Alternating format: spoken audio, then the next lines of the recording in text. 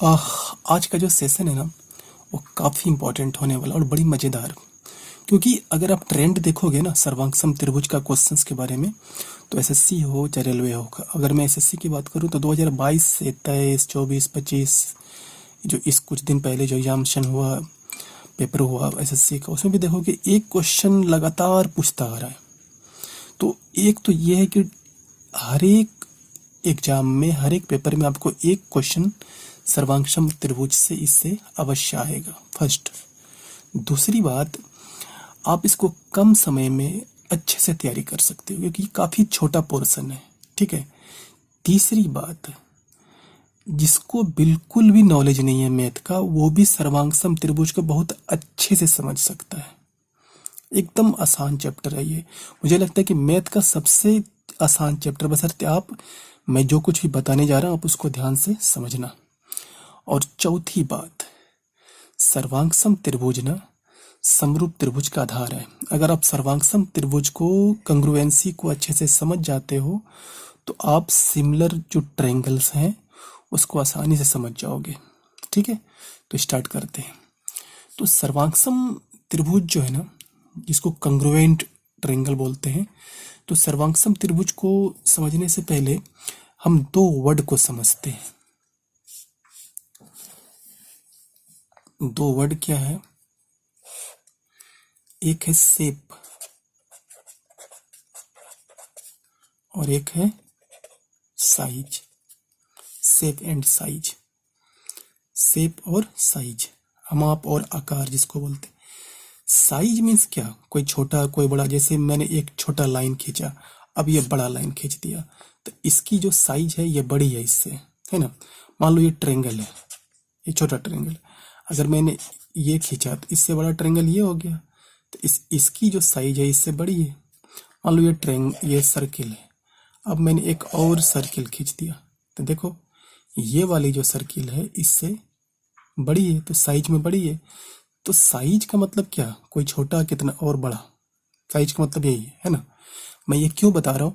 क्योंकि shape and size को जानना बहुत जरूरी है। अगर आप इसको समझ जाते हो तो फिर आगे आसान होगा, ठीक। देखो यार, मैं जो कुछ बताने जाऊंगा ना, मेरी ये आदत है कि मैं कुछ भी बताऊंगा आपको तो काफ़ी डिटेल से बताऊंगा, ठीक। क्योंकि कंसेप्ट जब तक पूरा नहीं होगा ना, तो फिर आगे आप क्वेश्चन पे तुरंत कूदने से कोई फायदा नहीं है। बहुत सारे स्टूडेंट्स को देखोगे, थोड़ा समझा, आधा अधूरा समझा, उसके बाद तुरंत वो चाहता है कि मैं क्वेश्चन तुरंत बना लूं। ऐसे नहीं होता है। You will have to get a lot of efforts यार, you know, you are preparing for competition, so you will have to give your best, whether it is labor, whether it is your intelligence, you know। तो shape and size, size का मतलब है छोटा या बड़ा। अब shape की बात करते हैं। शेप, मान लो ये ट्रायंगल है, मान लो ये सर्किल है, क्या दोनों एक ही शेप का है? नहीं, दोनों का जो है शेप अलग अलग है। अगर मैं बात करूं ये ट्रायंगल, अब इसकी बात करता हूँ, दोनों शेप एक है? हाँ, शेप तो एक है। शेप मतलब क्या? कि दोनों ट्रायंगल है लेकिन साइज में अंतर है सिर्फ, है ना। अगर मैं बात करूँ, यहाँ पे लेता हूँ, मान लो ये सर्किल है, एक और सर्किल लिया, दोनों का शेप एक है। हाँ, शेप तो एक है कि ये भी सर्किल है ये भी सर्किल है, लेकिन सिर्फ साइज का अंतर है ना।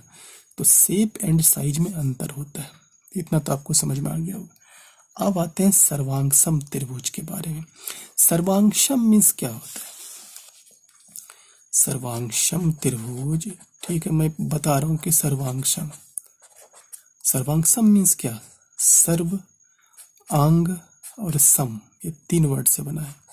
सर्व मीन्स सभी, अंग मीन्स अंग कंपोनेंट, सम मीन्स बराबर। यानी ऐसा ज्यामितीय शेप जिसमें कि सभी अंग बराबर हो। सर्व अंग सम, सभी अंग सम हो, सभी अंग बराबर हो, इक्वल हो। अगर ऐसे याद नहीं रखना है तो कुछ ट्रिक के लिए, सम मीन्स सेम, सभी का अंग सेम हो। मान लो ये ट्रायंगल है, एक और ट्रायंगल है। अगर मान लो ये 6 सेमी का 6 सेमी का 6 सेमी का है, ये भी 6 सेमी का है, तो ये सर्वांगसम त्रिभुज हुआ दोनों, ये भी और ये भी। ठीक, मान लो एक सर्कल है, एक और सर्किल ये भी है, ये है मान लो 8 सेमी का त्रिज्या का, ये भी है 8 सेमी त्रिज्या का, तो ये सर्वांगसम होगा।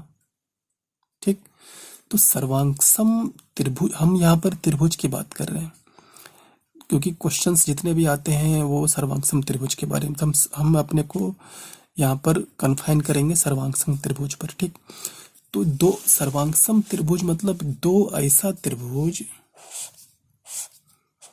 एक त्रिभुज ये मान लो, एक त्रिभुज ये मान लो ये ABC है, ये मान लो PQR है।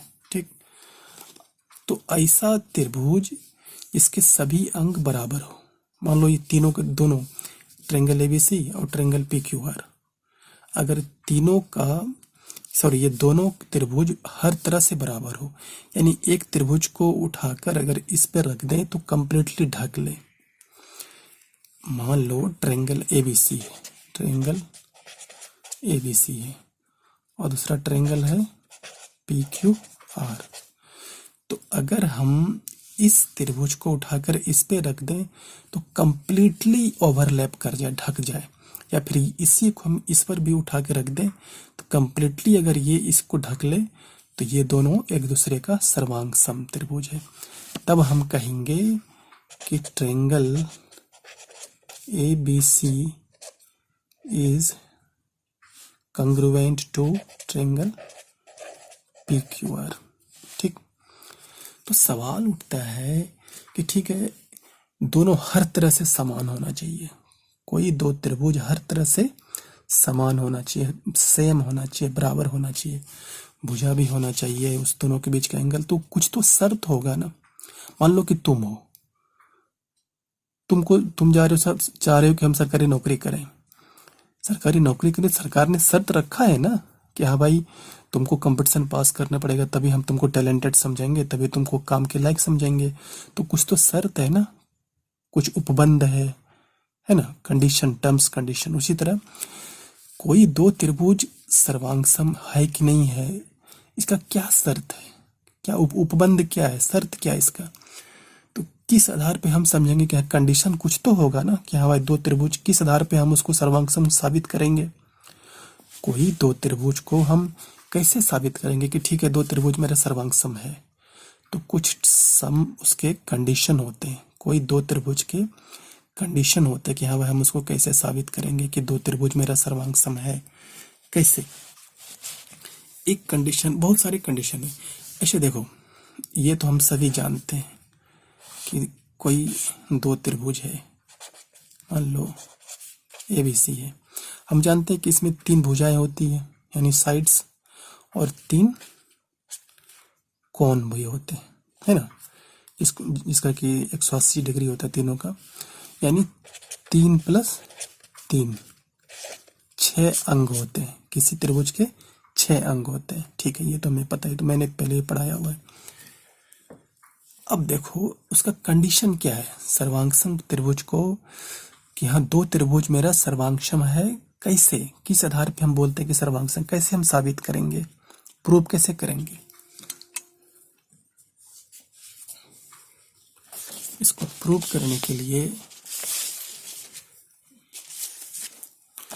इसका कुछ कंडीशन है, तो कौन कौन से कंडीशन है इसके। कंडीशन है कि पहला कंडीशन है साइड साइड साइड, यानी इसके बहुत सारे कंडीशन है, साइड साइड साइड है, दूसरा है साइड एंगल साइड है, तीसरा है एंगल साइड एंगल है। ठीक है, इसी तरह है, चौथा है साइड साइड एंगल है। ठीक, तो इस तरह का है तुम्हारा। किसी भी सर्वांगसम त्रिभुज को हम दो त्रिभुज को सर्वांगसम साबित करेंगे तो कैसे करेंगे, साइड साइड साइड यानी भुजा भुजा भुजा, साइड एंगल साइड यानी भुजा कोण भुजा, एंगल साइड एंगल है। ठीक है, और पांचवा है RHS, इस पर हम सब पर डिटेल से बात करेंगे। उसके बाद काफ़ी सारा क्वेश्चन सॉल्व करेंगे जो PYQ आया हुआ है 23, 24, 22 का, इवन इस साल जो 2025 का उसका भी क्वेश्चन हम सॉल्व करेंगे। तो पहले आते हैं हम साइड पे, साइड यानी भुजा मतलब क्या, कोई दो त्रिभुज है, मान लो ये है एक, दो त्रिभुज है, एक है ABC, दूसरा है PQR। ओके, दो त्रिभुज में ये सर्वांग समता का कंडीशन है कि अगर दो त्रिभुज में एक त्रिभुज की प्रत्येक भुजा दूसरे त्रिभुज की भुजा के बराबर हो तो दोनों सर्वांग सम त्रिभुज होगा। साइड यानी एक त्रिभुज का तीनों भुजा दूसरे त्रिभुज के भी तीनों भुजा के बराबर अगर हो जाए तो वो सर्वांग सम होगा। अनुपातिक यानी अनुपातिक भी हो जाए तो वो सर्वांग सम होगा। मतलब क्या, जैसे AB है, AB इसकी संगत भुजा ये वाली, इस त्रिभुज की संगत भुजा ये है। ऐसा नहीं कि इस त्रिभुज की जो इसकी संगत भुजा ये नहीं हो सकती, है तो आधार है ना। तो ये ट्रायंगल का संगत भुजा कौन सा है, PQ। उसी तरह BC का संगत भुजा इसमें कौन सा है, QR। उसी तरह AC का संगत भुजा कौन सा है, PR। ठीक, तो संगत भुजा मतलब कोरस्पॉन्डिंग साइड्स। ऐसा नहीं कह सकते कि हाँ भाई BC की संगत भुजा PQ है, नहीं। ठीक, तो एक त्रिभुज की साइड यानी तीनों भुजाएं दूसरे त्रिभुज की तीनों भुजा के बराबर हो जाए या अनुपातिक भी हो जाए, बराबर अनुपातिक, तो वो दोनों त्रिभुज सर्वांग सम त्रिभुज हो। एक तो कंडीशन ये है, जैसे मान लो AB इक्वल टू PQ होना चाहिए। ठीक, उसी तरह BC इक्वल टू QR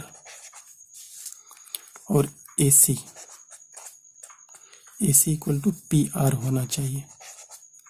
ठीक है, देखो AB इसकी जो है संगत भुजा PQ है तो बराबर होना चाहिए। अगर ये 6 सेमी तो ये भी 6 सेमी होना चाहिए। अगर मान लो ये 8 सेमी तो ये भी 8 सेमी होना चाहिए। अगर ये मान लो 7 सेमी है तो ये भी 7 सेमी होना चाहिए।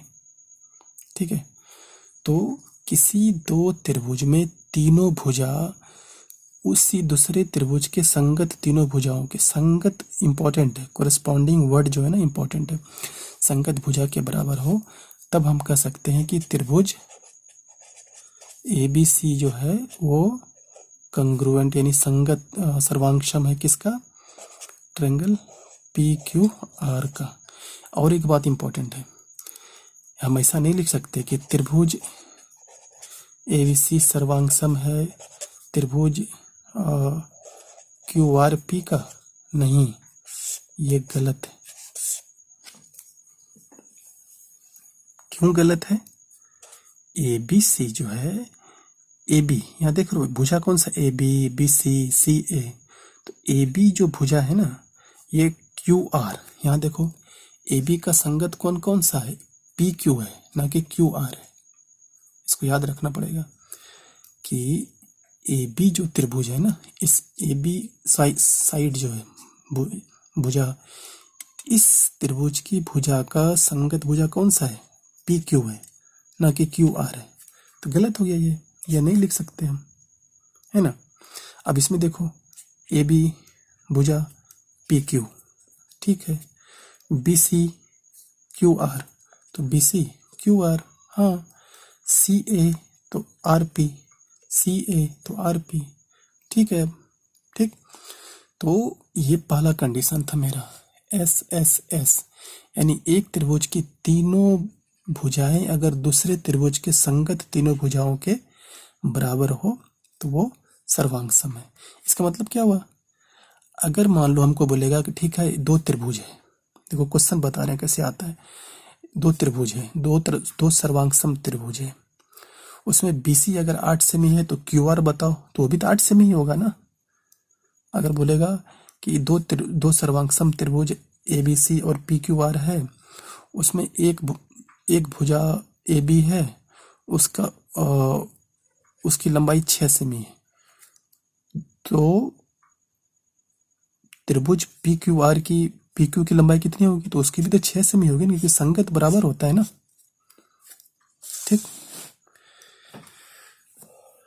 ये तो तुम्हारा हो गया side side side. No side angle side, side angle side मतलब भुजा कोण भुजा। इसको देखते हैं। एक त्रिभुज लेते हैं, दो त्रिभुज, एक त्रिभुज क्या है, दो त्रिभुज हमेशा लेना पड़ेगा। मान लो ABC है और ये है PQ एंड R। ओके, हमारा इस बार जो उपबंध है यानी शर्त है क्या है कि साइड एंगल साइड, मतलब एक त्रिभुज का पहले साइड लो। मान लो AB लेते हैं, ये वाला साइड एंगल और साइड। अगर एक त्रिभुज की भुजा, दो भुजा यानी दो भुजा के बीच का कोण भी side angle side, side angle side है ना। तो एक त्रिभुज का साइड एंगल साइड दूसरे त्रिभुज संगत साइड एंगल साइड के बराबर हो जाए तो वो सर्वांग सम होगा। मतलब समझ रहे हो, मान लो दो त्रिभुज तुमको दे दिया, ये और ये ABC और PQR। बोला है कि AB जो है दूसरे त्रिभुज के संगत भुजा PQ के बराबर है। चलो ठीक है। बोलेगा फिर कि एंगल B जो है एक्सक्यूज मी, एंगल B जो है ये वाला जो है ये एंगल Q के बराबर है। ठीक है। अब फिर बोला है कि BC भुजा BC भुजा QR के बराबर है। हाँ, तो अगर ये तीनों कंडीशन लागू हो रहा है दो त्रिभुज में, तो वो दोनों त्रिभुज एक दूसरे का सर्वांग सम होगा। ऐसे भी देखो ना, वर्ड देखो, साइड एंगल साइड, तो साइड एंगल साइड, ये इसका संगत भुजा यहाँ इसमें कौन सा है AB, इसकी संगत भुजा यहाँ पर कौन सा है QR। इस दोनों के बीच का एंगल बराबर है, तो ये हमारा दोनों सर्वांग सम त्रिभुज है। तो हम लिख सकते हैं कि त्रिभुज ABC जो है सर्वांग सम है त्रिभुज PQR का। हम इसको उल्टा नहीं लिख सकते कि त्रिभुज ABC सर्वांग सम है RPQ का, या कोई उल्टा सीधा नहीं लिख सकते PQR। क्यों? क्योंकि ये निश्चित होता है, संगत जो वर्ड है ये बहुत इंपॉर्टेंट है। BC का संगत भुजा है दूसरे त्रिभुज में ये वाला है, ना कि ये वाला। ठीक, तो ये तो तुम्हारा साइड एंगल साइड का हुआ। अब आते हैं angle side angle, angle side angle, इससे ये थोड़ा सा अलग है। एंगल साइड एंगल देखो, दो त्रिभुज है, मान लो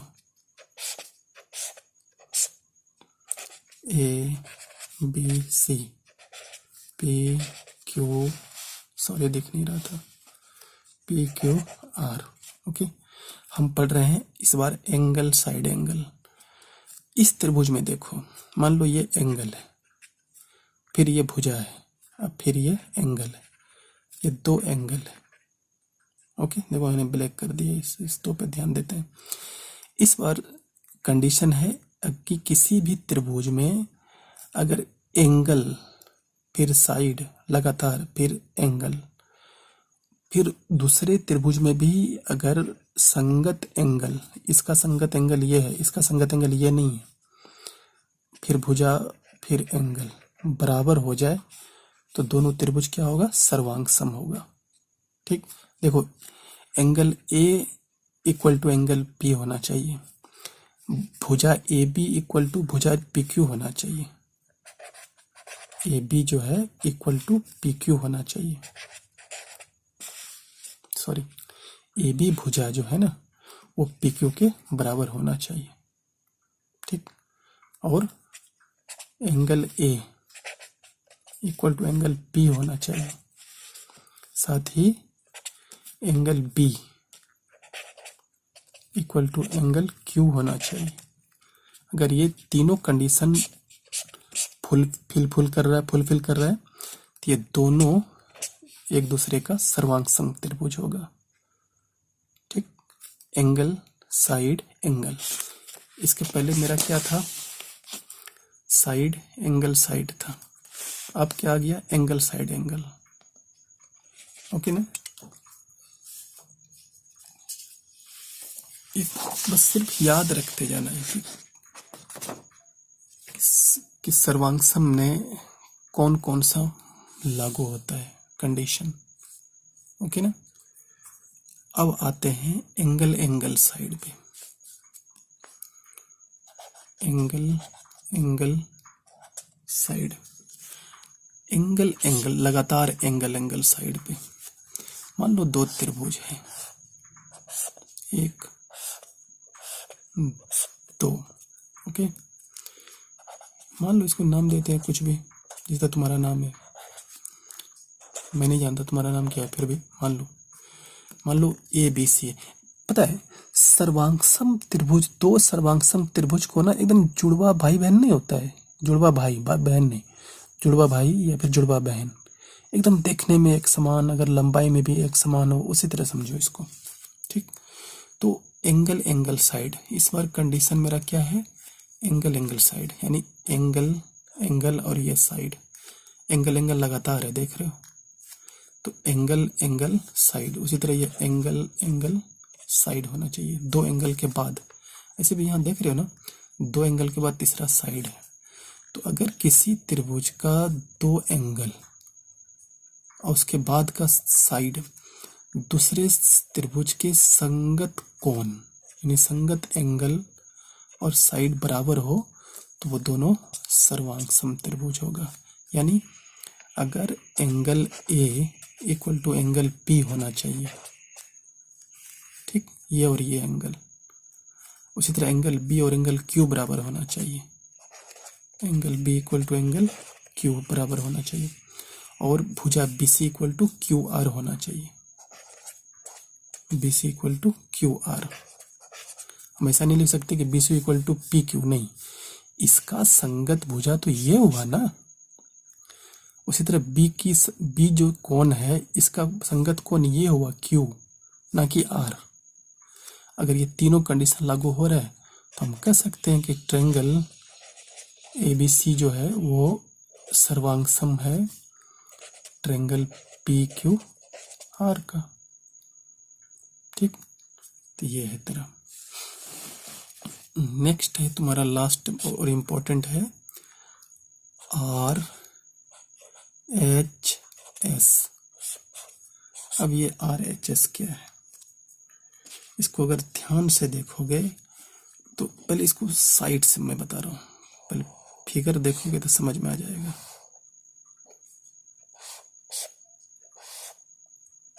देखो, आर मीन्स राइट, राइट मतलब समकोण, ठीक है, समकोण। एच मीन्स हाइपोटेनस, कर्ण। एस मतलब साइड तो है ही, यानी ये इसका मतलब क्या हुआ, इसका मतलब हुआ कि 90 डिग्री। आर मतलब समकोण, एच मतलब हाइपोटेनस यानी कर्ण, एस का मतलब वो तो भुजा जो है। ठीक, यानी दो त्रिभुज में अगर ये जो आर एच एस है, तो एक तो 90 डिग्री तो होगा ही होगा दोनों में, ये तो कॉमन है क्योंकि राइट लिखा हुआ है। और कर्ण, ये जो तुम्हारा कंडीशन है ना आर एच एस वाला, राइट हाइपोटेनस साइड, एक तो राइट जब है तो दोनों 90 डिग्री होगा ही होगा, यस। एच मतलब कर्ण, हाइपोटेनस, ये मान लो ये ए है, ये पी सी, ये तुम्हारा पी क्यू आर, तो बोलेगा कि angle B equal to angle Q, तो अपने आप होगा, नहीं लिखेंगे तो भी होगा क्योंकि ये 90 डिग्री तो ये भी 90 डिग्री है, ये तो अंडरस्टूड है। लेकिन ए सी कर्ण, ए सी ये वाला ए C equal to P R होना चाहिए, है ना। और दूसरा साइड, एक तो ये हो गया, एक तो ये हो गया, और इस दोनों में से कोई एक हो सकता है। अगर आधार लोगे तो ये होना चाहिए, अगर ये लोगे तो ये होना चाहिए, ठीक है। लेकिन RHS में हर हाल पर 90 डिग्री होगा, दूसरा कर्व अवश्य होगा, तभी वो RHS होगा, क्योंकि नाम ही है हाइपोटेनस। साइड में कोई भी हो सकता है, आधार या फिर लंब। तो मान लो हम यहाँ पर लिखेंगे अगर AB, AC तो होगा ही होगा, AB इक्वल टू PQ, तब हम कह सकते हैं कि ये और ये दोनों एक दूसरे का सर्वांग त्रिभुज है। ठीक, या नहीं हम ऐसे भी लिख सकते हैं कि angle B equal to angle Q तो होगा ही होगा, 90 डिग्री 90 डिग्री दोनों।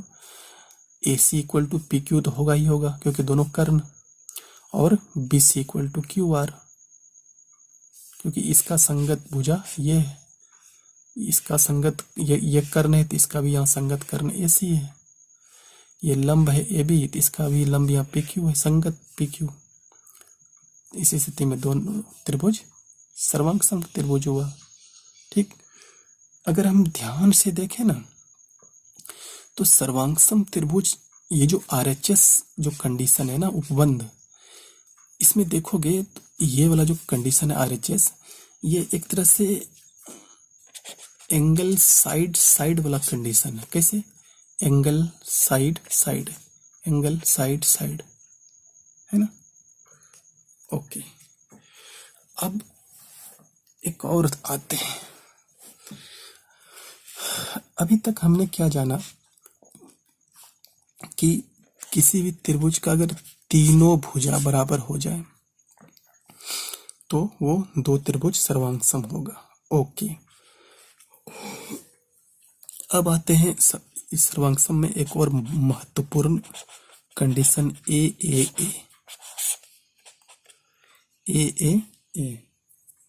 मतलब एंगल एंगल एंगल। अभी तक जो देखा ना हमने साइड वाला कि कोई कोई दो त्रिभुज में अगर तीनों भुजा बराबर होती थी दूसरे त्रिभुज से, तो वो तो सर्वांग सम त्रिभुज होता था, साइड साइड साइड।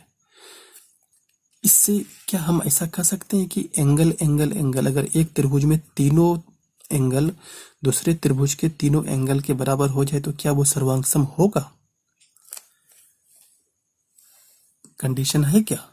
मान लो ये है,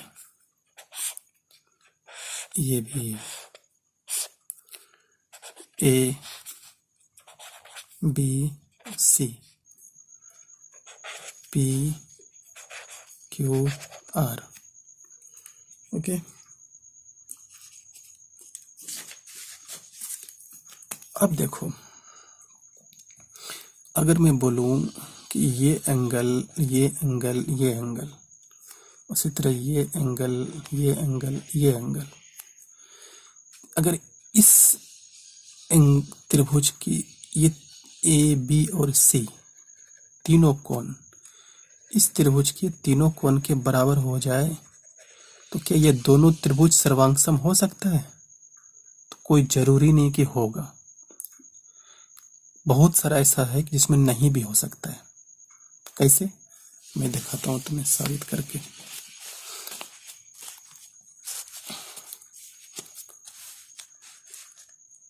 मान लो एक ये तुम्हारा ट्रायंगल है, ABC है, ठीक, ABC है। एक यहां से एक समानांतर BC के समानांतर एक हमने रेखाखंड खींच डाला, मान लो इसको D और E बोलते हैं। ओके, अब देखो ABC में ये कोण और ये कोण बराबर होगा।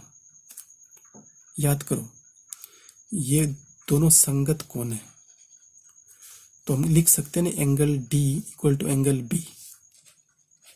हम लिख सकते हैं ना कि angle D equal to angle B संगत कोण है। हमने पढ़ाया था पहले कि अगर ये दो समानांतर लाइन हो, उसको एक तिर्यक रेखा खींचे तो ये कोण और ये कोण बराबर होता है, संगत कोण। तो वही कंडीशन तो यहाँ पर भी है, ठीक, ये कोण और ये कोण बराबर होगा, तो इसका मतलब ये कोण और ये कोण भी तो बराबर होगा ना, नहीं होगा, ये दोनों कोण बराबर होगा। ओके, बराबर होगा। अब देखो, अगर ये जो कोण है ना, ये वाला, ये तो ए डी ई, जो त्रिभुज है ए डी ई, इसके लिए ये कोण है, और ए बी सी इसके लिए भी तो यही कोण है ना। यानी एंगल ए जो है ना, ये दो त्रिभुज, इसमें देखो दो त्रिभुज है हमारा, इसमें दो त्रिभुज है, एक तो है ए बी सी बड़ी वाली, और एक छोटी वाली है ए डी ई, है ना। तो अब पहले छोटी वाली पे ध्यान देते हैं कि ए डी ई, इसमें कौन कौन त्रिभुज है, ए डी और ई। अब ये बड़ी वाली पे ध्यान देते हैं, इसमें तीन त्रिभुज कौन सा है, ए बी और सी। तो ए त्रिभुज तो दोनों के लिए कॉमन हो गया ना, छोटी वाली ए डी ई के लिए भी और ए बी सी के लिए भी। ठीक है, अब इस दो त्रिभुज की बात करते हैं, ये और ये बराबर है, और ये भी बराबर है। इसका मतलब क्या हुआ, इस त्रिभुज का तीनों कोण इस बड़े वाले त्रिभुज के तीनों कोण के बराबर है, नहीं है। देखो ना, एंगल ए जो है ना, ये छोटे वाले त्रिभुज और एक बड़े वाले त्रिभुज दोनों के लिए कॉमन है। ठीक है, यानी ए बराबर हुआ, यानी ए बराबर हुआ। हम लिख सकते हैं कि angle A equal to angle A, बात एक ही है ना। ठीक है, अब ये कोण डी इस कोण के बराबर है, और ये कोण इस कोण के बराबर है, यानी इस त्रिभुज में तीनों कोण इस त्रिभुज के बड़े वाले त्रिभुज के तीनों कोण के बराबर है। तो भी ऐसा हो सकता है कि हम इसको काट लें, छोटा वाला और एक बड़ा वाला, एक छोटा वाले पे बड़ा रख देंगे तो क्या ढक लेगा, नहीं। ये दो त्रिभुज ए डी ई और ए बी सी, ये दो त्रिभुज बराबर है, नहीं है। ये दो त्रिभुज बराबर नहीं है। इसका साइड देखो छोटा है, ये वाला, इस त्रिभुज की बात कर रहे हैं, और इस बड़े वाले का साइड बड़ा है, नहीं है। तो ये इसका मतलब क्या हुआ कि एंगल एंगल एंगल ये का नियम लागू नहीं होता है। जिस तरह हमारा था कि एंगल साइड एंगल ये लागू होता था, साइड साइड साइड लागू होता था, है ना, या फिर साइड एंगल साइड लागू होता था। लेकिन एंगल एंगल एंगल इससे हम साबित नहीं कर सकते कि हाँ दो त्रिभुज सर्वांगसम होगा ही होगा, इसके आधार पे नहीं साबित कर सकते। लेकिन इस सब के आधार पे हम साबित कर सकते हैं साइड साइड साइड किसी भी दो त्रिभुज में अगर बराबर, तीनों साइड बराबर हो जाएगा दो त्रिभुज का, तो सर्वांगसम होगा। लेकिन एंगल में नहीं है। देखो, छोटा वाला जो ए डी है वो बड़ा वाला ए बी सी का तीनों त्रिभुज के बराबर है, एक एंगल के बराबर है। छोटा वाला जो ए डी ई है उसका तीनों कोण बड़े वाले के तीनों कोण ए बी सी के बराबर है। लेकिन ये दोनों बराबर तो नहीं हुआ ना, ए डी ई और ए बी सी ये दो त्रिभुज एक दूसरे से बराबर नहीं है ना, एक छोटा एक बड़ा है। तो अगर हम इस बड़े वाले को छोटा भी रख देंगे या छोटे वाले को बड़ा भी रख देंगे तो एक दूसरे को इम्पोज कर लेगा, नहीं, कंप्लीटली नहीं ढकेगा। तो ये ए लागू नहीं होता, ये शर्त लागू नहीं होता है। सर्वांगसम कंग्रुएंसी को साबित करने के लिए ए लागू नहीं होता, इसको याद रखना।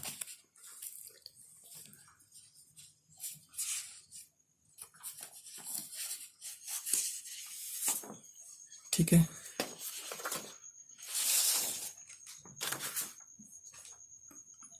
अब देखो मैंने जो बोला कि दो त्रिभुज है,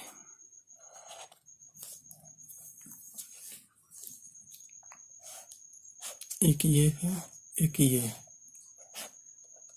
मैंने क्या बोला कि अगर दो त्रिभुज है ए बी सी, ये है पी क्यू आर, तो अगर मान लो इस ए बी सी का क्षेत्रफल 80 सेंटीमीटर स्क्वायर होगा ना, अगर मान लो ये दो त्रिभुज ए बी सी और पी क्यू आर, ये दो त्रिभुज अगर सर्वांगसम है, अगर सर्वांगसम है तो दोनों का क्षेत्रफल बराबर होगा। अगर त्रिभुज ए बी सी का क्षेत्रफल 80 होगा तो इसका भी क्षेत्रफल 80 सेंटीमीटर स्क्वायर होगा। अगर इसका 100 सेंटीमीटर स्क्वायर होगा तो इसका भी 100 सेंटीमीटर स्क्वायर क्षेत्रफल होगा, दोनों का क्षेत्रफल बराबर होगा। फर्स्ट बात। दूसरी बात, हमने बताया था कि सर्वांगसम त्रिभुज में ये भुजा, इसकी संगत भुजा क्या है, पी क्यू है। उसी तरह बीसी की संगत भुजा क्या है, क्यू आर है। यानी बीसी अगर लंबाई मान लो 100 सेंटीमीटर है तो इसका भी लंबाई 100 सेंटीमीटर होगा, अगर दोनों सर्वांगसम है तो, है ना। अगर मान लो एसी है, इसकी संगत भुजा कौन सी है, पी क्यू है, पी आर है। ठीक, इसको याद रखना। तो हमने क्या जाना है अभी तक में, इंपॉर्टेंट चीज कि एंगल एंगल एंगल शर्त लागू नहीं होता है सर्वांगसम में। किसी दो त्रिभुज को हम एंगल एंगल एंगल के आधार पे हम साबित नहीं कर सकते कि वो दो त्रिभुज सर्वांगसम है, नहीं साबित कर सकते। ठीक है ना।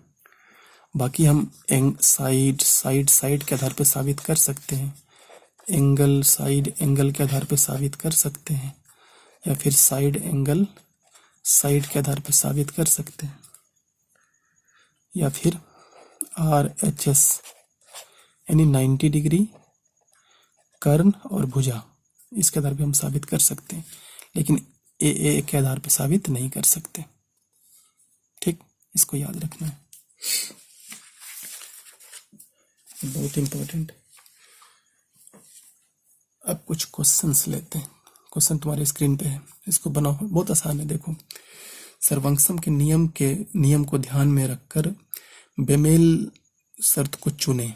बेमेल शब्द मतलब देखो, एंगल है, साइड एंगल साइड है, ए है, ट्रिपल साइड है। अभी मैंने तुरंत तुमको बताया कि SAS ट्रिपल S, इस तीनों के आधार पे हम किसी दो त्रिभुज को साबित कर सकते हैं कि दोनों त्रिभुज सर्वांगसम है या नहीं है, लेकिन ए के आधार पे हम साबित नहीं कर सकते। यानी ए आंसर होगा मेरा। ठीक, क्यों आंसर होगा, क्योंकि बाकी तीनों के आधार पे हम साबित कर सकते हैं कोई त्रिभुज में कि दो त्रिभुज सर्वांगसम है कि नहीं है, लेकिन ए यानी एंगल एंगल एंगल के आधार पे हम साबित नहीं कर सकते। तो आंसर तुम्हारा क्या हो जाएगा, ट्रिपल A। दो त्रिभुज EFG और HIJ सर्वांगसम है यदि ट्रायंगल ABC का क्षेत्रफल 124 है। ये सारे क्वेश्चन आए हुए हैं, मैंने अपने से नहीं बनाया, तुम्हारे PYQ क्वेश्चन है CGL के 2024 के हैं, 2023 के हैं, कुछ क्वेश्चन 2022 के हैं, कुछ क्वेश्चन तुमको अभी 2025 का भी मिलेगा, जो अभी कुछ दिन पहले एग्जामिनेशन पेपर खत्म हुआ। तो दो त्रिभुज EFG और HIJ सर्वांगसम है यदि ट्रायंगल ABC का क्षेत्रफल 124 सेंटीमीटर स्क्वायर है, तो ट्रायंगल HIJ का क्षेत्रफल कितना होगा। अभी तुरंत मैंने बताया, देखो बताया ना कि अगर दो त्रिभुज सर्वांगसम हो तो दोनों का क्षेत्रफल बराबर होगा, दोनों का साइड भी बराबर होता है बोथ में, है ना, संगत भुजा बराबर होती है। तो स्पष्ट है कि अगर EFG का क्षेत्रफल 124 है तो तुम्हारा HIJ का भी क्षेत्रफल 124 ही होगा।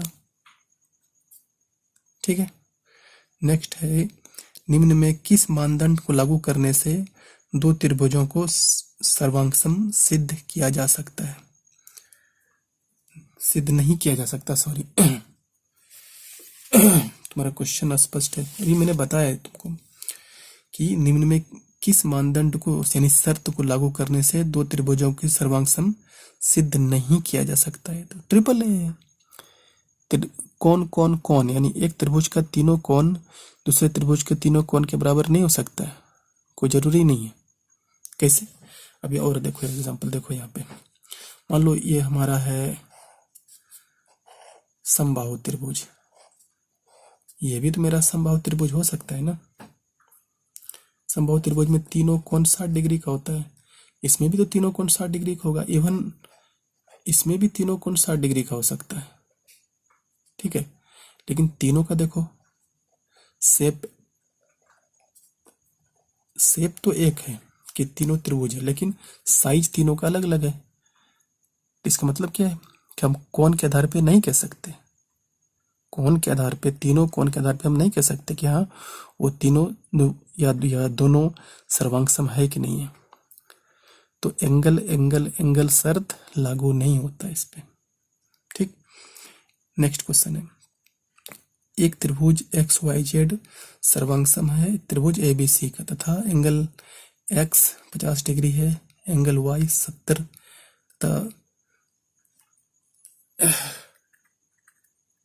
कोण बी जो है 2x + 20 एवं BC जो है 30 सेंटीमीटर है और वाई जेड तुम्हारा 5y - 20 सेंटीमीटर है। तो x + y का मान क्या है? स्पष्ट है।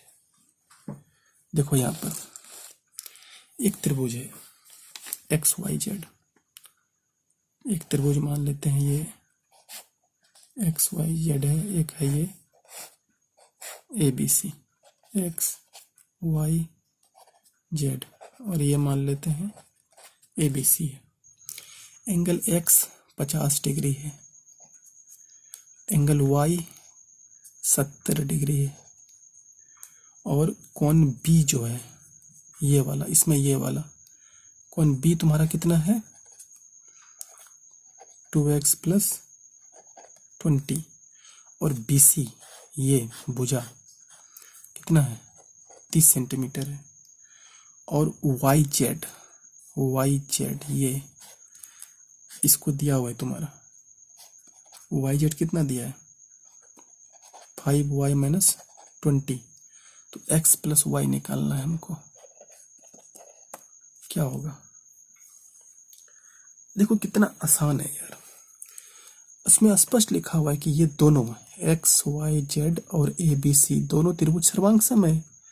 अगर सर्वांगसम है, अगर ये तुम्हारा ये वाला ये तुम्हारा 50 है तो ये भी तो 50 होगा ना, अगर ये 70 है तो ये भी तो 70 होगा, ठीक नहीं होगा? अब देखो x वाला कौन सा है 70, देखो ये बोलता है कि तुम्हारा जो एंगल B है, एंगल B कितना है 2x + 20 यानी 2x + 20 कितना है 70, ठीक है। देयरफॉर 2x = ये B इधर आ गया तो 50, इसलिए x = 25, तो ठीक है 25 निकल गया, यानी x निकल गया मेरा। अब y पर आते हैं, y कहाँ पर है ये वाला देखो, बोलता है कि YZ, क्वेश्चन में तुम्हारा है कि YZ जो है कितना है 5y - 20, लेकिन इस त्रिभुज में बोलता है कि ये वाला BC कितना है 30 सेंटीमीटर है ना, यानी ये दो, मैंने क्या बोला, इस भुजा का संगत भुजा ये हुआ ना, तो दोनों भुजा तो बराबर है, क्यों? सर्वांगसम त्रिभुज है, ये जितनी लंबाई वो भी उतनी लंबाई, दोनों लंबाई बराबर होगी, क्योंकि सर्वांगसम त्रिभुज से हम जानते हैं कि YZ = BC होता है ना, यानी इतना = 30 degree, 5y - 20 = 30 centimetre, therefore 5y = ये इधर आ गया तो 50, इसलिए y = 50/5 10, यानी मेरा निकल गया x निकला था 25, हमको निकालना क्या है, हमको निकालना है x + y, तो x निकला है मेरा 25, तो 25 y निकाला मैंने 10, तो रख दो 35 हो गया आंसर।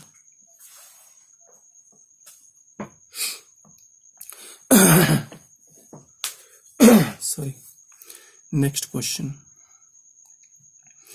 ट्रायंगल ABC और RPQ सर्वांगसम त्रिभुज हो, तो त्रिभुज ABC की एकदम आसान क्वेश्चन आंसर है, इसको खुद से बनाओ, आंसर इसका आसान है, बहुत आसान है, क्वेश्चन बहुत आसान है। वीडियो को पॉज करो और खुद से बनाओ, एकदम आसानी से बन जाएगा। संगत भुजा, ये तुम्हारा संगत बता रहा है, PQ के संगत कौन सी भुजा है? स्पष्ट है यार, देखो तुम्हारा दो त्रिभुज है ए बी सी और R P Q, R P Q, तो बोलते हैं पी क्यू ये, इसकी संगत भुजा कौन सी होगी इसमें, तो बी सी होगा। संगत भुजा ये है, बोलेगा कि क्यू आर की संगत भुजा तो ए सी, बोलेगा ए बी की संगत भुजा तो पी आर, है ना। तो क्वेश्चन तुम्हारा है कि पी क्यू की संगत कौन सी भुजा है, तो बी सी है, तो बी सी आंसर हो गया। ठीक है, नेक्स्ट क्वेश्चन देखो, ट्रायंगल ए बी डी और ट्रायंगल एफ ई सी में angle B A D 60 degree. ये जो L B D equal to L E C सबसे ना, ये एल उल जो दे देता है ना, वो स्टूडेंट को बेवकूफ़ बनाने के लिए देता है।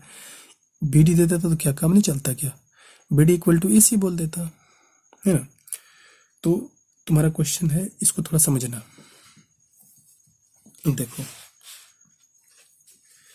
ये है तुम्हारा दिया हुआ है कि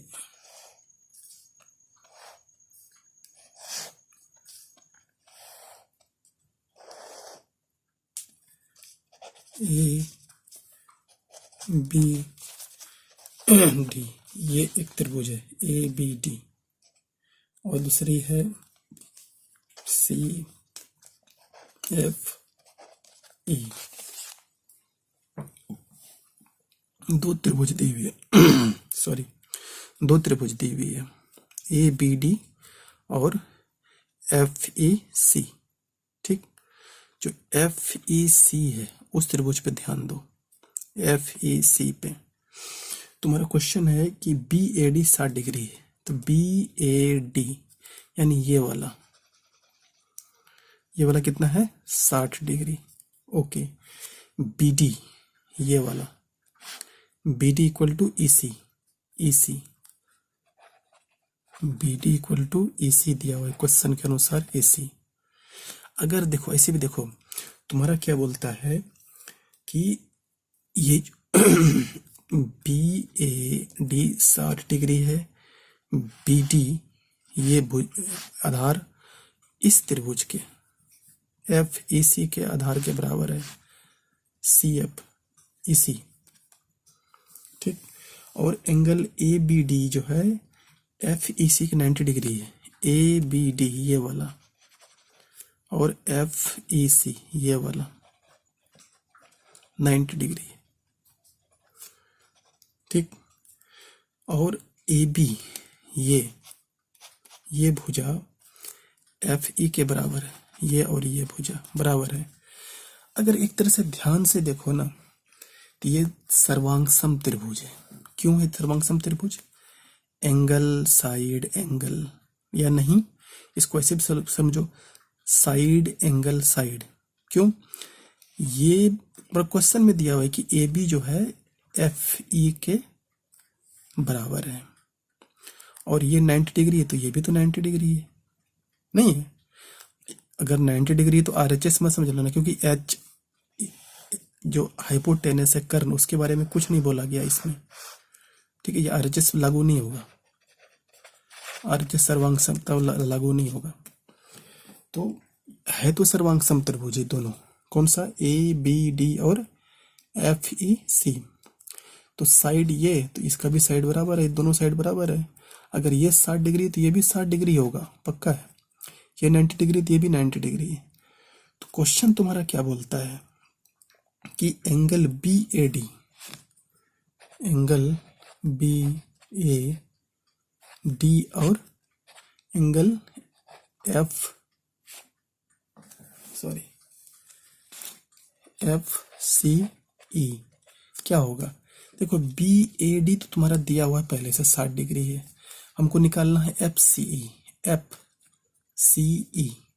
जरा सोच के देखो यार, एफ सी ई निकालना है, ये वाला निकालना है हमको, एंगल सी निकालना है इस त्रिभुज का। कैसे निकालेंगे यार, 90 डिग्री दिया हुआ है, 60 डिग्री दिया हुआ है, कैसे दिया हुआ है, क्योंकि ये दिया हुआ है, ये त्रिभुज A B D F E C के सर्वांग है। तो अगर ये 60 है तो ये भी 60 है।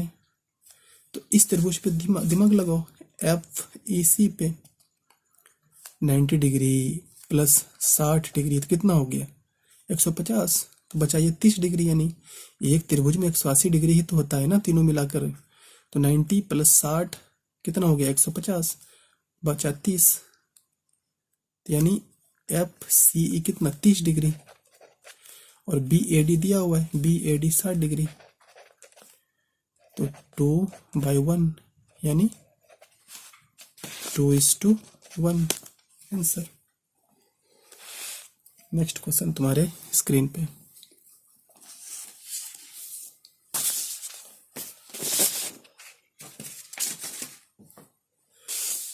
बनाओ अगर बना सकते हो तो। यदि ट्रेंगल पी क्यू आर सर्वांग है ट्रेंगल ए बी सी का, ए बी 6 सेमी है, एंगल बी 50 डिग्री और एंगल ए 70, तो निम्न में कौन सा विकल्प सही है? ये भी पी क्यू है तुम्हारा सीजीएल का। देखो इसको पहले क्वेश्चन समझो क्या दिया हुआ इसका मतलब। P Q are, P Q are, मान लो ये पी क्यू आर है और एक त्रिभुज है ए बी सी। तुम्हारा यहाँ पहले से दे दिया कि हाँ ये सर्वांग त्रिभुज है, इसमें तुमको ज़्यादा दिमाग नहीं लगाना खपाना कि हाँ सर्वांग है कि नहीं एग्जामिनेशन हॉल में।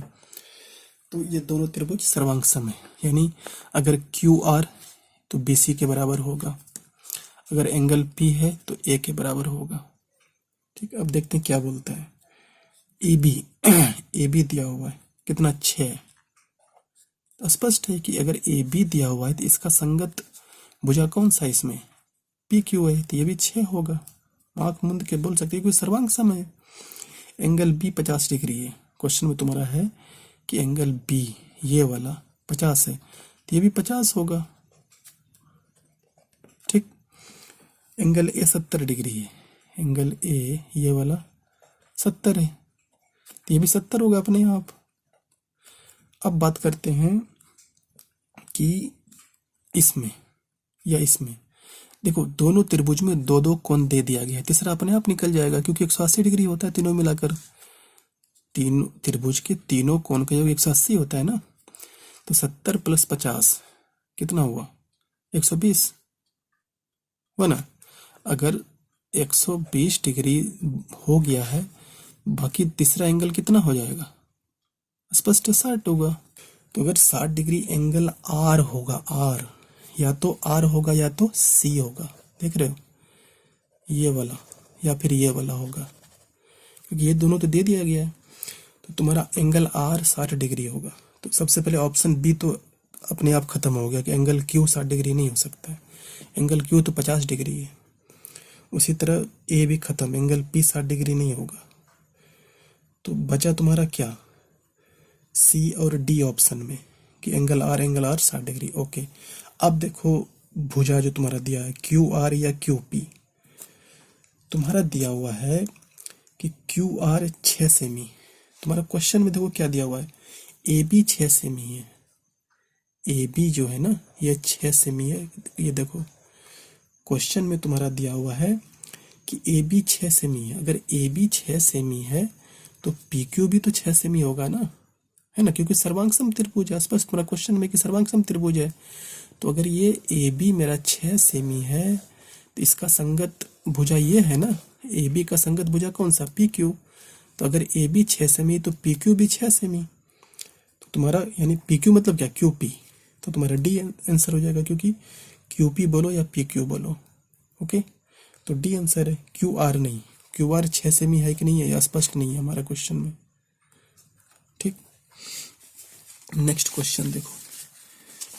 यदि angle C equal to angle Z और A C equal to X Z हो तो ट्रायंगल ए बी सी और एंगल एक्स वाई है सर्वांग होने के लिए इनमें कौन सी शर्त आवश्यक है। तो क्वेश्चन, ये क्वेश्चन अच्छा क्वेश्चन है, ये सारे पी क्यू है तुम्हारे सीजीएल के। देखो angle C equal to angle Z है और A C equal to X Z है, ट्रायंगल ABC और XYZ है। तो देखो दो त्रिभुज है तुम्हारा, कौन कौन सा, देखो यहाँ पर ये तुम्हारा त्रिभुज है, एक है ABC, तो A B और C। दूसरा त्रिभुज है XYZ, XYZ। Okay, angle C equal to angle Z, question में तुम्हारा दे दिया गया angle C equal to angle Z, यानी ये वाला और ये वाला इक्वल है। Angle C equal to angle Z दे दिया गया है। AC equal to XZ, AC equal to XZ, यानी ये तुमको बता रहा है कि ये सर्वांग त्रिभुज है।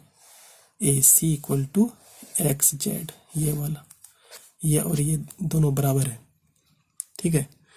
तो बोलता है कि सर्वांग होने के लिए ये दोनों त्रिभुज कौन सी शर्त आवश्यक है। देखो भुजा दे दिया गया है, बराबर है, दोनों का स्पष्ट बोलता है। एंगल दे दिया गया है, बराबर है ना। तो साइड एंगल साइड, यही होता है ना। साइड एंगल, दो साइड साइड दिया हुआ है, एंगल एंगल भी दिया हुआ है। साइड एंगल जैसा कुछ थोड़ी ना होता है।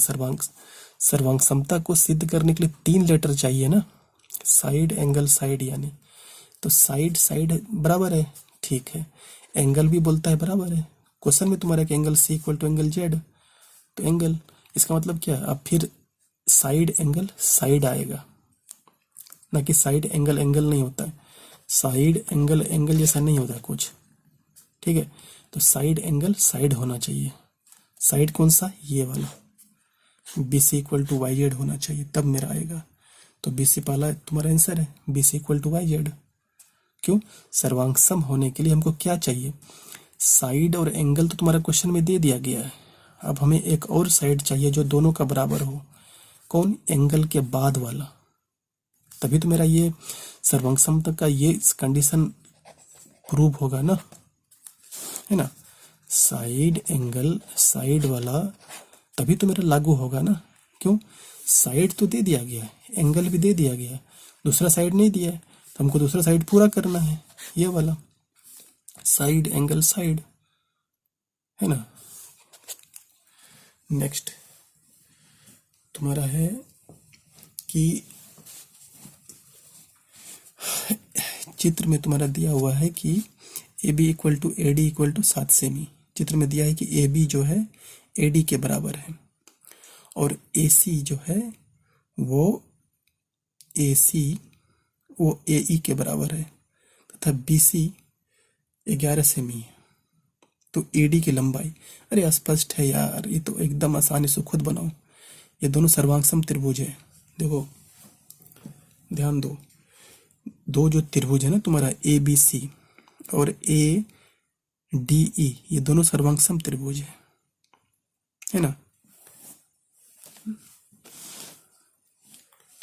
देखो यहाँ पर देखो, ऐसे है तेरा, ऐसे में क्या है तुम्हारा ABC और ये है D और E। बोलता है कि ये साइड इसके बराबर है, क्वेश्चन में तुम्हारा कि AB जो है वो AD के बराबर है, ठीक है। इसमें दो त्रिभुज है, एक ये वाला जो मैं रेड कर रहा हूं, है ना, ये वाला, ठीक, और एक ये वाला है। तो दो त्रिभुज इसमें ABC और ADE, ठीक। तो बोलता है कि AD जो है ये वाला इसके बराबर है, यानी इस त्रिभुज का AB दूसरे त्रिभुज के AD के बराबर है। ओके, तो AB जो है AD के बराबर है, ठीक है। अब फिर बोलता है कि AC ये वाला AE के बराबर है, यानी दो साइड बराबर हो गया, साइड साइड बराबर हो गया। अब क्या बोलता है कि BC ये तुम्हारा दिया कितना, 11 सेंटीमीटर। तो तुमको निकालना क्या है, ED, ये निकालना, ये वाला कैसे निकलेगा, ये भी तो 11 ही होगा ना। क्यों 11 होगा, अब सवाल उठता है कि साइड साइड दिया हुआ है, एंगल भी दिया हुआ है बराबर, नहीं बोल के क्वेश्चन में नहीं बोला है, लेकिन एंगल बराबर है। कैसे? दोनों त्रिभुज का शीर्षाभिमुख कोण याद करो, मैंने बताया था शीर्षाभिमुख कोण, ये कोण बराबर होता है। उसी तरह ये कोण बराबर होता है।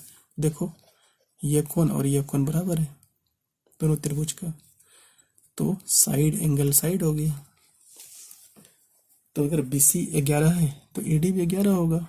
कितना आसान सा क्वेश्चन है ना। एंगल XYZ और एंगल PQR समकोण त्रिभुज है, समकोण त्रिभुज। Okay, XY equal to PQ तथा YZ इक्वल टू QR, तो निम्न में कौन सा उपबंध सर्वांग समता से सही ये तो एकदम आसान है, इसको खुद बनाओ, वीडियो पॉज करो और खुद बनाओ। देखो दो समकोण त्रिभुज है, देखो मैं बनाता हूँ सॉरी, दो समकोण त्रिभुज है। कौन सा? XYZ और PQR। तुम्हारा दिया हुआ है कि सर्वांग समता को सही ठहराती, यानी कि दो त्रिभुज सर्वांग सम है, XYZ और PQR। अगर समकोण है तो इसका मतलब Y और Q ये दोनों समकोण होगा, 90 डिग्री होगा। ठीक, जब भी 90 डिग्री आ जाए ना तो दिमाग में एक चीज आता है हमारे पास, क्या? RHS, लेकिन जरूरी नहीं है। देखते हैं कौन सा आता है, कौन सा शर्त लागू होता है। सर्वांग समता का 5 जो कंडीशन था ना, SSS, ASA, SAS, side angle, RHS, इसमें देखते हैं कौन सा लागू होता है। तो बोलता तुम्हारा है कि समकोण है, ठीक है। XY equal to PQ, XY ये लंब PQ के बराबर है, ठीक है। XY PQ के बराबर है, ओके, यानी लंब ये वाला और ये वाला बराबर है। YZ इक्वल टू QR, आधार YZ इक्वल टू QR, ठीक, यानी साइड साइड, अभी तक में दो साइड दिया हुआ है, ठीक, ओके। तो निम्न में कौन सा उपबंध सर्वांग समता को सही ठहराती है? दो साइड दे दिया गया है ना, दो साइड दिया है, ये और ये, उसी तरह ये और ये। कर्ण के बारे में कहीं व्याख्या नहीं है, कहीं मेंशन है, क्वेश्चन में नहीं है, कर्ण के बारे में नहीं, इसलिए ये RHS लागू नहीं होगा। अब इसका मतलब क्या हुआ कि साइड एंगल साइड, क्योंकि ये 90 डिग्री थी, ये भी तो 90 डिग्री है ना, ये और ये बराबर है, ये और ये बराबर है क्वेश्चन के अनुसार। क्वेश्चन में दिया हुआ है ना कि XY equal to PQ, YZ equal to QR, और दोनों त्रिभुज समकोण है। जब समकोण है तो 90 degree, angle Y equal to angle Q। तो अब याद करो, side angle side, side angle side, ये इसके बराबर है और ये इसके बराबर, तो साइड एंगल साइड, ठीक, यानी कि B आंसर तुम्हारा। इस साल का जो क्वेश्चन है उसको देखो, क्वेश्चन स्क्रीन पे तुम्हारा 2025 वाला जो क्वेश्चन आया है कि दो समद्विबाहु त्रिभुज ABC और PQR दोनों त्रिभुज सर्वांग सम है तथा PQ इक्वल टू PR। यदि एंगल B 65 डिग्री तो एंगल P का मान क्या है? बनाओ, देखो बनता है, देखो मैं बताता हूँ। दो समद्विबाहु त्रिभुज है ABC और PQR, ठीक, ओके, दो समद्विबाहु त्रिभुज है।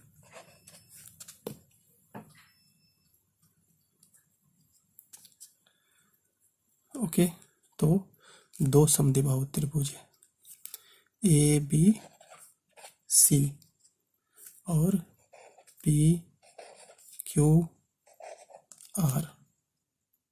ठीक, ठीक। समद्विबाहु त्रिभुज बोलता है कि PQ इक्वल टू PR, ये और ये बराबर है। ये और ये भी तो बराबर होगा ना। क्यों? क्योंकि तुम्हारा क्वेश्चन में ही दिया हुआ है कि ए बी सी और पी क्यू आर सर्वांग समत्रिभुज है। ठीक है, तो अगर सर्वांग समद्वि बाहु त्रिभुज है तो इसके सामने की कोण, इसके सामने का कोण, ये दोनों बराबर होता है, तो ये और ये भी बराबर होगा। ठीक, अब देखते हैं क्या बोलता है। एंगल बी 65 डिग्री है, ये तुम्हारा दिया हुआ है 65, तो ये भी तो 65 होगा ना।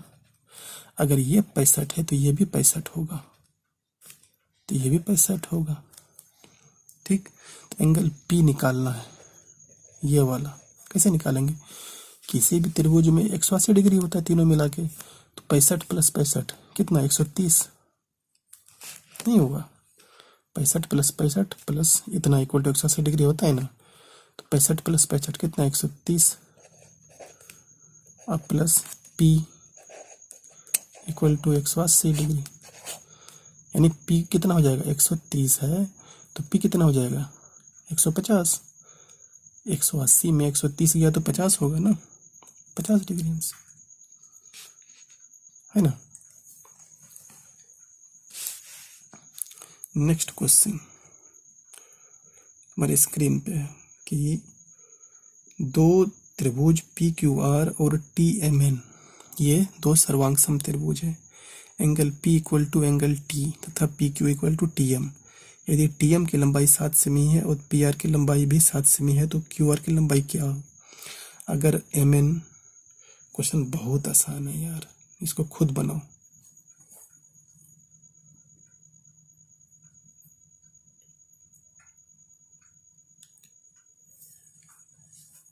बन गया? एकदम आसान है, इसको खुद बना लेना। मैं उम्मीद करता हूँ कि आसानी से बन जाएगा। अगर नहीं बनेगा तो मैं हूँ।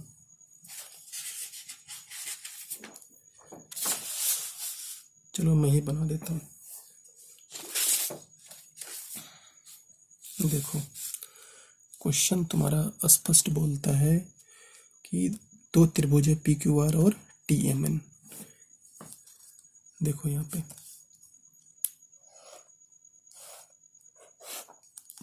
पी क्यू आर और T M N. Okay, angle P equal to angle T दिया हुआ है, ये और ये बराबर है। एंगल पी और angle T, angle P equal to angle T. ठीक है,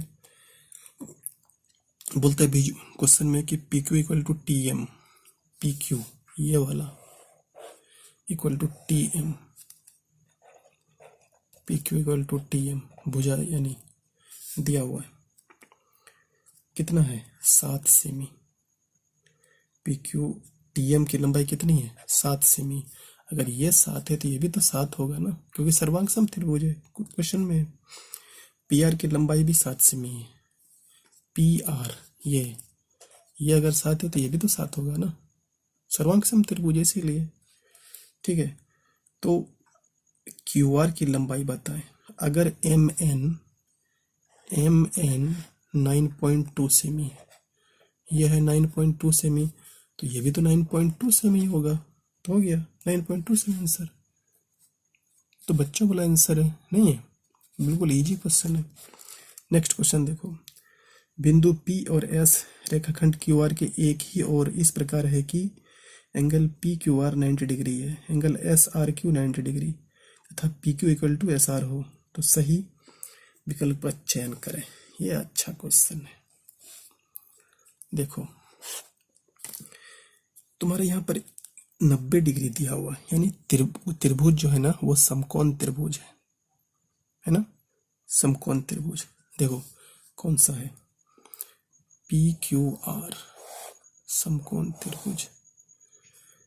पी क्यू आर यानी क्यू, ये वाला क्यू होगा, ये पी है, क्यू है, ये आर है। दूसरा इसका सर्वांग सम में कौन सा है?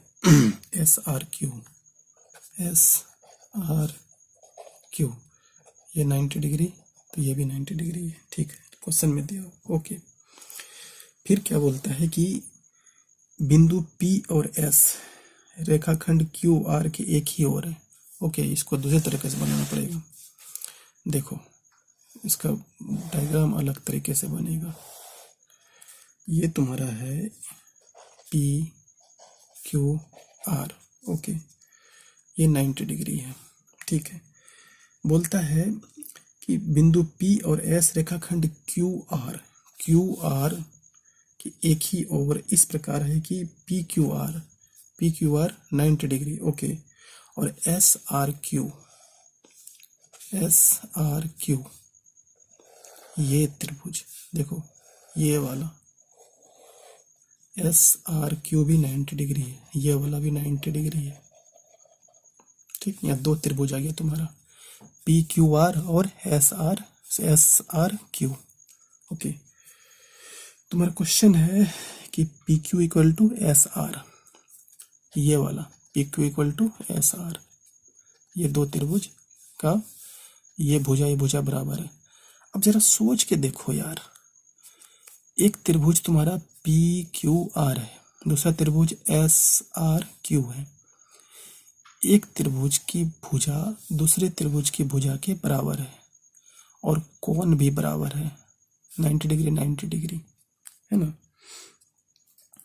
तो क्या होगा, जरा सोच के देखो। ये भुजा के बराबर है, ये कोण के बराबर है ना। तो 90 डिग्री 90 डिग्री है, तो यानी साइड, ये देखो, ये जो तुम्हारा कर्ण है ये इसके बराबर है कि नहीं हमें नहीं पता कर्ण के बारे में। ठीक, तो साइड एंगल साइड हुआ। क्यों साइड एंगल साइड हुआ? ये साइड बराबर है ना दोनों का। क्वेश्चन में दिया हुआ है कि ये दोनों त्रिभुज का साइड बराबर है, और ये 90 डिग्री तो ये भी 90 डिग्री। अब ये वाला देखो QR, ये तो इस त्रिभुज के लिए और इस त्रिभुज के लिए बराबर है, तो side angle side,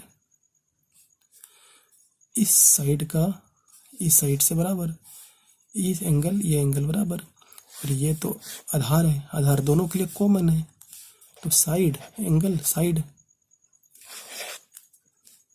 B answer हो जाएगा। क्यों? इसमें दो त्रिभुज है, दो त्रिभुज में PQ SR के बराबर है इस त्रिभुज में, और ये एंगल 90 डिग्री है तो एंगल R भी 90 डिग्री है, और PQR में आधार SRQ के आधार के बराबर है, यानी साइड एंगल साइड। ओके।